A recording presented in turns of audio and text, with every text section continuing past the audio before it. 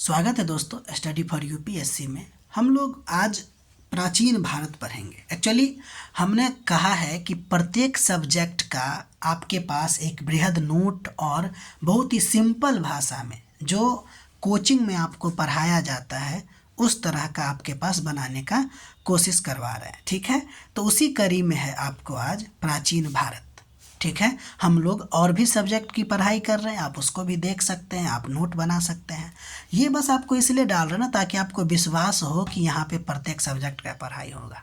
ठीक है, तो हम पहला चीज़ देख रहे हैं प्रागैतिहासिक काल। देखिए, इतिहास अतीत का अध्ययन माना जाता है। ठीक है, लेकिन हम लोग इतिहास जब हम लोग पढ़ते हैं उसको अलग अलग पार्ट में डिवाइड किया जाता है, जैसे प्रागैतिहासिक काल, ऐतिहासिक काल, प्रोटो हिस्ट्री जिसको बोलते हैं आदि ऐतिहासिक काल।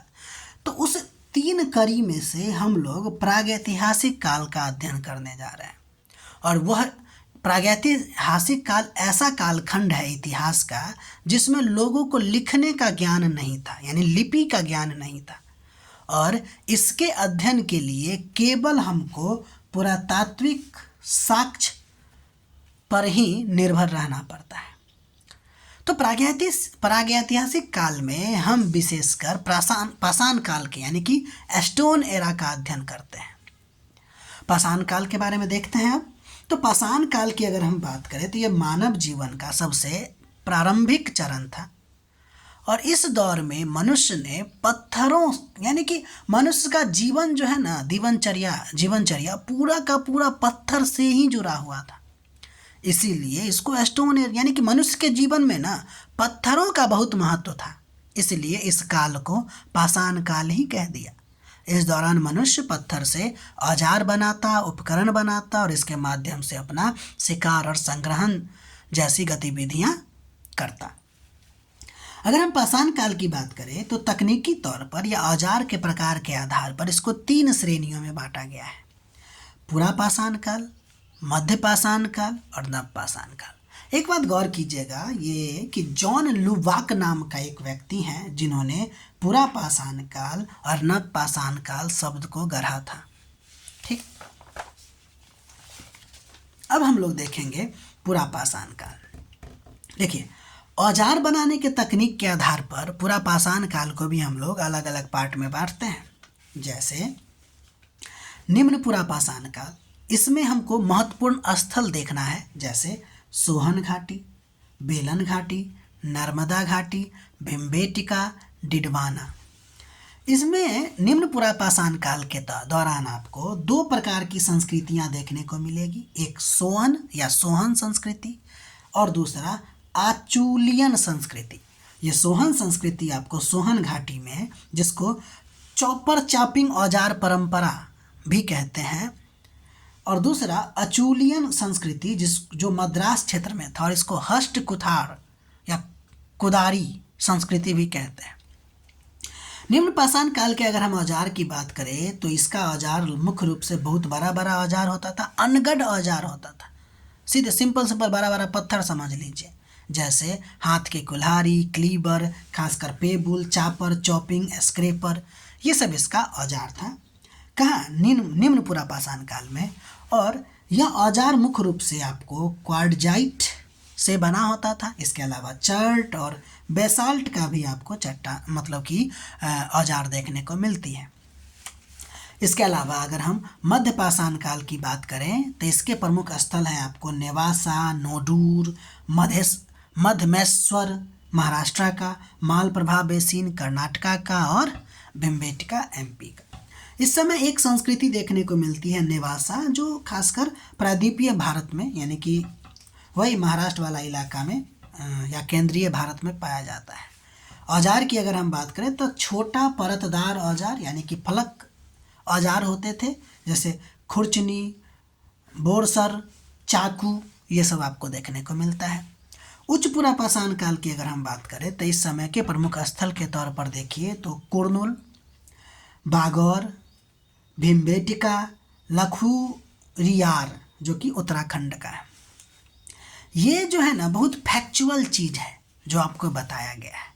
अब जो हम लोग देखते हैं, चूँकि इतिहास में ना हमको चेंजेज को ध्यान रखना होता है, तो हम लोग पुरा पाषाण काल की विशेषता को ध्यान में रखते हुए चेंजेज को देखेंगे। तो पहला नंबर देखते हैं हम लोग जलवायु संबंधी कारक कि पुरा पाषाण काल में जलवायु कैसा था।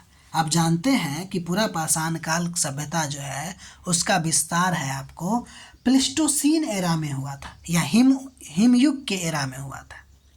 इसलिए इस काल में पृथ्वी का जो सतह है उसका अधिकांश भाग आपको किससे ढका होगा, तो बर्फ से, और खासकर आपको उसके ऊंचाई वाला पार्ट जो है बर्फ के चादर से ढका होता था। हालांकि कुछ कुछ क्षेत्रों पर आपको अधिक समय तक भारी वर्षा भी होती थी।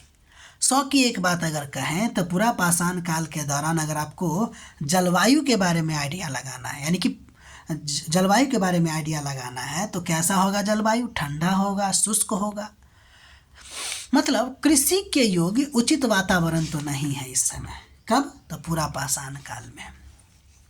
लोगों के अगर जीवन शैली की बात करें तो इस समय के लोग ज़्यादातर शिकारी या खाद्य संग्राहक थे।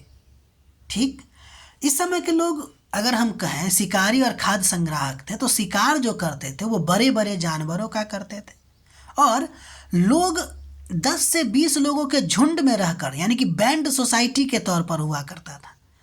ठीक है, मिल के काम करते थे और जानवरों को भी मिल के मारते थे, यानी कि सामूहिक रूप से शिकार करते थे। ऐसा क्यों?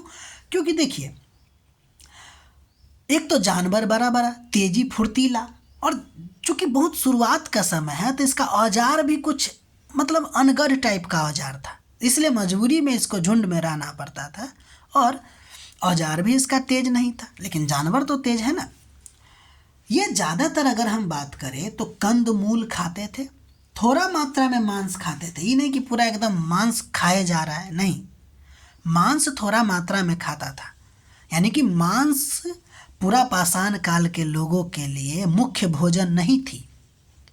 ठीक है, एक्चुअली पुरुष जो होते थे उस समय के शिकार पे जाते थे, महिलाएं कंद मूल इकट्ठा करते थे। लेकिन इस बात को हमको ध्यान रखना है कि इसका मुख्य काम भोजन इकट्ठा करना था, शिकार नहीं। तो आप जीवन शैली के बारे में देखें, ठीक है ना।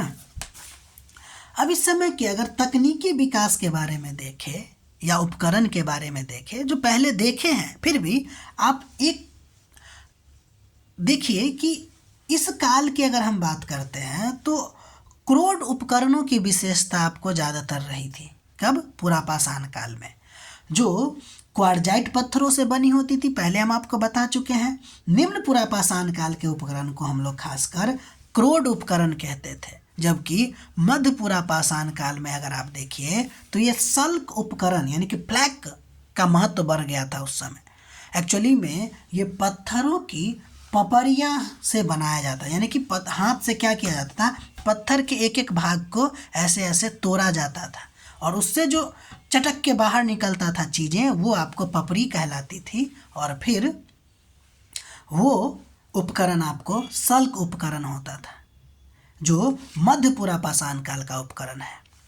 इसके साथ साथ फलक संस्कृति, तो सल्क उपकरण तो होता ही था, साथ ही साथ फलक उपकरण भी आपको मध्य पुरा पाषाण काल में आ गया था। फलक उपकरण मतलब समझिए कि आयताकार स्ट्रक्चर, यानी कि इसका लंबाई और चौड़ाई में अनुपातिक अंतर होता है, ये वाला और ये वाला सेम, ये वाला सेम।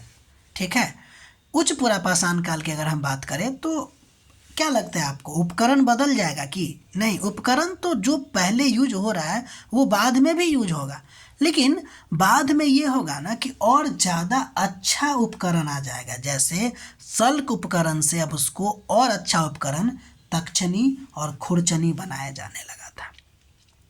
ठीक है, तो ये रहा आपको प्राचीन भारत का इंट्रोडक्शन। अगर आप लोगों को हमारा प्रयास अच्छा लग रहा है तो लाइक कीजिए, शेयर कीजिए, सब्सक्राइब कीजिए, और सबसे इम्पोर्टेंट बात, आप अपना पढ़ाई करते रहिए, नोट बनाते रहिए। मिलते हैं अगले वीडियो में।